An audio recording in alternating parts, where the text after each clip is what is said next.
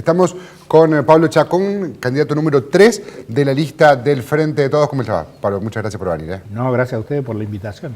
Recién decíamos que lo que ha logrado Gioja y Alberto Fernández es, en este contexto histórico, unir a gran parte del sindicalismo argentino, algunos con más compromisos que otros. Pero, bueno, primero, ¿cree que esto es así? ¿Lo nota así? ¿Que el movimiento sindical está agrupado, que está nucleado con esta fórmula? No, yo creo que siempre van a mantener las diferencias que existen, han existido. Acá en Córdoba nomás tenemos 3, 4 CGT, o sea, sí. Hay diferencias siempre. Pero bueno, eso lo vamos a ver en el tiempo. Nosotros acá en Córdoba tenemos elecciones en diciembre de CGT. Pero digo, hoy ningún sindicalista llamaría a votar por Macri. No, lógicamente. Hay dos modelos que acá sí o sí vamos a votar, o porque es una elección nacional y presidencial. Recién lo escuchaba que hablaban de la lista corta. Sí. Acá se elige presidente y se elige un modelo u otro. Hay dos alternativas de modelo. Se va a polarizar sí o sí. Esto no va a haber una cosa diferente que la gente va a pensar a opciones. No, hay dos modelos totalmente enfrentados a votar. Recuerdo haber hablado con usted hace, ¿cuánto? 2 meses. Fue nuestro primer invitado, sí, ¿te acordás? Sí. El año pasado. Pero compartimos una escena con Apés, con él, sí, y con Nacho. Y cuando hacíamos la lectura, todavía había muchas definiciones que no se habían dado. Y usted sentadito me dice, yo quiero ver qué hace Schiaretti.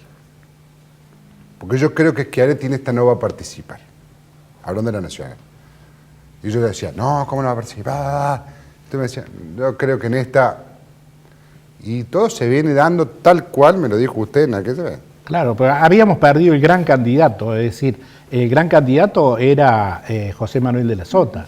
Es decir, ante esa semejante pérdida, uno porque está también dentro de un abanico nacional donde por ahí tiene roce con dirigentes de otras provincias, le permite por ahí tener esta lectura. Cuando fallece en ese trágico accidente José Manuel de la Sota, todos los compañeros de distintos lugares del país me decían la gran pérdida que habíamos tenido, no nosotros los cordobeses, sino el conjunto en la pérdida de este que iba a ser el gran candidato de todos, José Manuel. Es que nucleaba a todo el mundo. Claro. Nacho. Contame cómo fue ese sábado, el sábado que te enteraste que ibas a ser candidato. Bueno, fue un sábado atípico porque yo estaba descansando y de pronto empezaron a sonar los teléfonos buscándome por todos lados y bueno, era este ofrecimiento, es decir, cuando me comunico con Sergio me dice, mira, en el acuerdo nacional Fernández con nosotros, me dice que el masismo, tenemos el 3er lugar en la boleta en Córdoba. Y te llamo para proponértelo a vos. Y lógicamente yo acepté en forma personal inmediatamente. Ya mataron, digamos, 2 pájaros de un tiro, porque metieron a una persona, el Frente Renovador, que trabajó muchísimo en el 2015 para la candidatura de Massa de José Manuel de la Sota, que después se diluyó, y también aprovecharon para poner a un representante de los trabajadores. Claro, esta es la diferencia que existe con muchas listas. Creo, por lo menos acá en Córdoba, es el único lugar donde existe representante de trabajadores. Y por el otro lado, el que encabeza la lista es un representante del sector empresario, pero pyme, es decir, con un hombre que hemos tenido en el tiempo un trabajo en conjunto, porque los dos defendemos lo mismo. Él desde su lugar del mostrador y yo del otro lugar. Los otros días lo planteamos, cuando presentábamos la lista, eso decíamos, esta lista tiene el de la pyme, que hoy por hoy es el que más sufre, como mi pequeño empresario, y el que defiende a los laburantes de esa pyme. Claro. Porque, a ver, ¿qué hace la JEC? ¿Qué hace la JEC desde el gremio? Defender la fuente de laburo, pero la mayoría de los laburantes de ahí laburan pyme. Claro, y el motor de cualquier economía, no solamente de la Argentina, sino mundial, está demostrado que es el pyme, no es la gran concentración la que mueve la economía de cualquier lugar.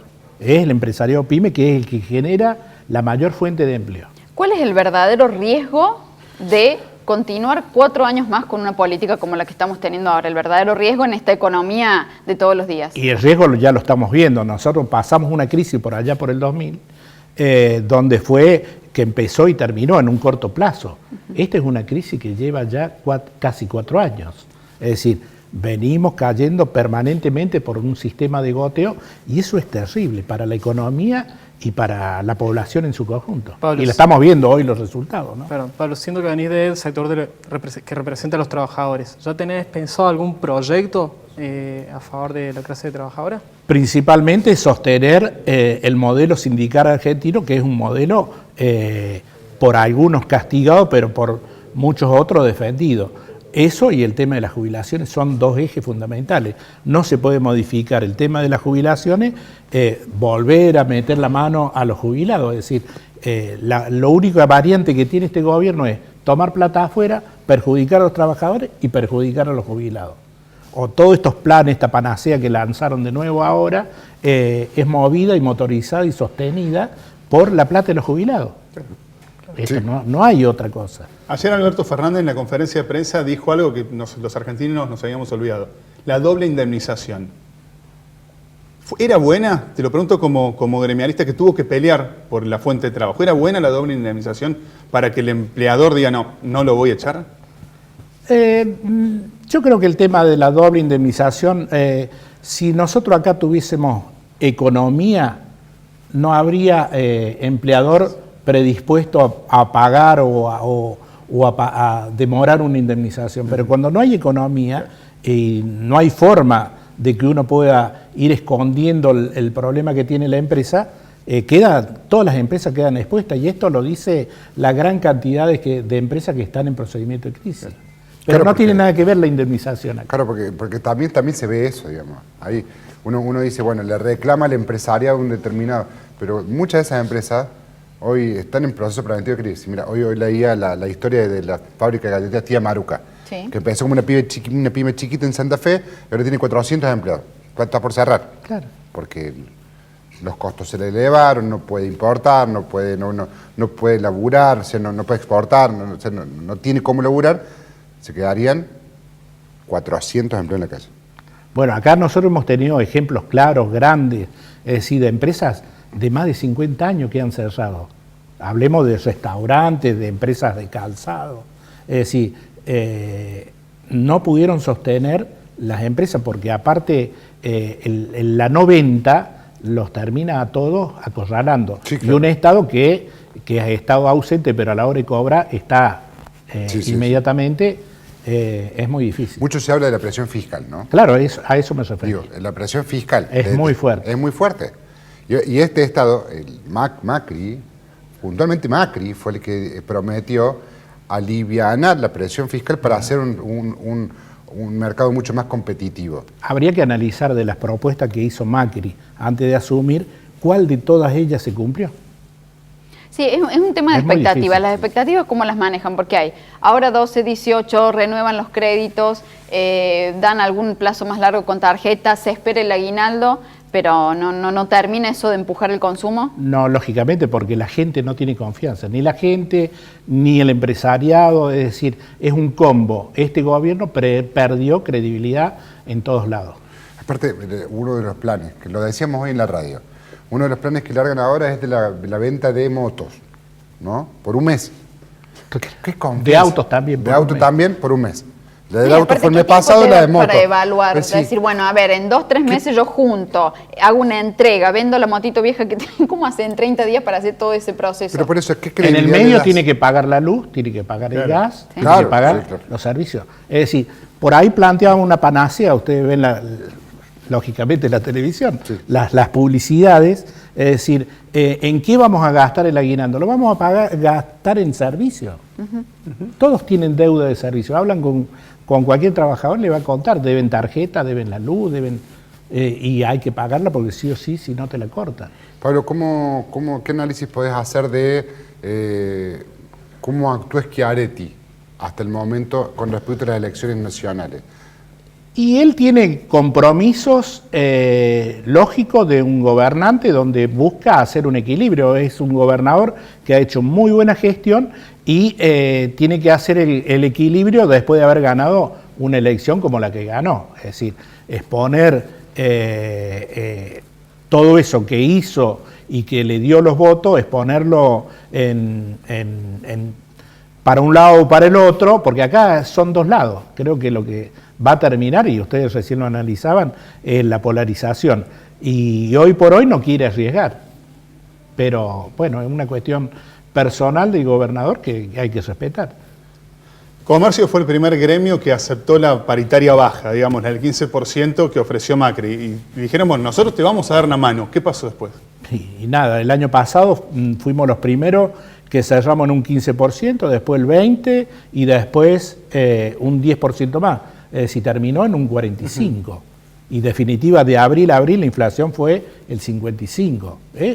Cuando uno supera el 25, el 30% de negociación de paritaria, vos ya estás perdiendo, porque perdés con la inflación. Sí, y ahí del 25, el 30 al 55 estás perdiendo un 20%. Es mucho. Pero apoyaron ustedes lo que Macri pidió. Claro, No, eso. nosotros apoyamos la paritaria, es decir, siempre y cuando tuviéramos una cláusula de revisión, como la tuvimos, es decir, la pauta del gobierno es 15%, cerramos los primeros. Acuérdense que todo el mundo hablaba mal o bien, pero nosotros arreglamos e inmediatamente cobramos. Y se modificó esa inflación proyectada por el gobierno y nos volvimos a sentar un 20% más. Y después se volvió a modificar un 10% más. Y terminó cerrando en un 55% de abril a abril. Que lo que la gente muchas veces dice, los sindicatos no dejan gobernar. Ahí ustedes en ese momento le dieron gobernabilidad. Pero por Dijimos, supuesto, síganos a todos los otros. Nosotros solos no, es decir, después detrás nuestro, todas las organizaciones sindicales fueron cerrando ahí en ese orden, entre el 15, el 18, el 20, pero y después todas tuviéramos cláusulas Sí, de es insostenible después, claro. ¿En qué no le dejamos gobernar? Tenés mucho conocimiento, sobre todo la historia política reciente de Argentina. No te voy a preguntar qué va a pasar de acá dentro de un año, pero sí sé que seguro tenés una visión de lo que va a pasar de acá a diciembre. De lo que va a pasar de acá a diciembre, bueno, estamos con esta fiesta ahora de las elecciones. de las elecciones. De diciembre, mira, lo que te voy a decir. De octubre a diciembre, ¿qué puede llegar a pasar? Y con de el octubre a resultado diciembre. opuesto. Claro. De octubre a diciembre, sí. La gente necesita confianza. Depende de quién gane la elección, es como va a salir y nuevamente. Yo me acuerdo que cuando asumió Kirchner, en la primera gestión de Kirchner, arrancó que estábamos buscando salir de la crisis. ¿Cómo arrancó? Con un aumento de un 100 pesos fue por decreto. Y nosotros la tuvimos que rediscutir con los empresarios locales y todo lo demás, porque no podían pagar, que esto, que lo otro. Pero en definitiva nuestro mensaje era que si con ese pequeño aumento se iba a empezar a mover la rueda. Y después fue en 200 pesos, también por decreto, y a partir de ahí empezamos después con las paritarias. Y eso, nosotros tenemos un país con economía de mercado interno. Si no hay salario, no hay economía. Claro. La última.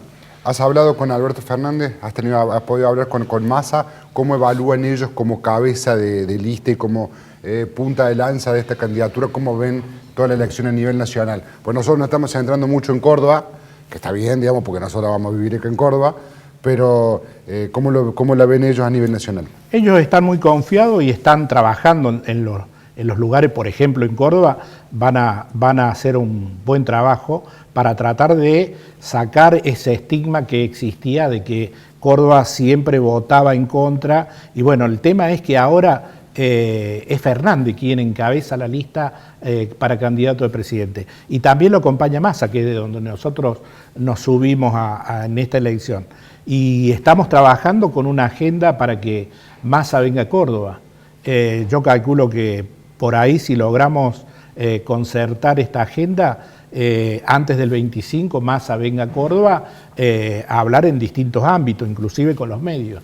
Se hablaba mucho esto de que Alberto Fernández pedía disculpas, ¿no? Viene a pedir disculpas. Así lo vendieron 2 o 3 medios. Viene a pedir disculpas. Bueno, es real que seguramente va a tener que reafirmar y acomodar y empezar a discutir algunas cuestiones nuevamente que seguramente el gobierno provincial se sintió desplazado en su momento. En el caso de Massa, él también viene a decir, bueno, a ver, ¿cómo hacemos para que vuelvan? Digamos, Bueno, el rol de Massa en este frente va a ser el equilibrio entre lo que se propone y lo que se vaya a cumplir.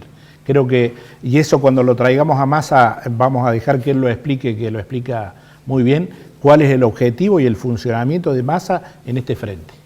Pablo, desde ya muchísimas gracias, lo esperamos antes de las PASO. ¿Sí? No, gracias. Antes de las PASO o antes de las... Bueno, cuando usted quiera. Bueno, en esta realidad que viene complicada para la gente, los gremios, siempre lo dijimos, fueron fundamentales para apoyar en todas esas cosas que a la gente se le viene haciendo complicado llegar. Se viene en agosto la fiesta del Día del Niño, como hace siempre la JEC. El 4 de agosto ya tenemos contratado el Superpar y todo lo que hace a esa gran fiesta del Día del Niño.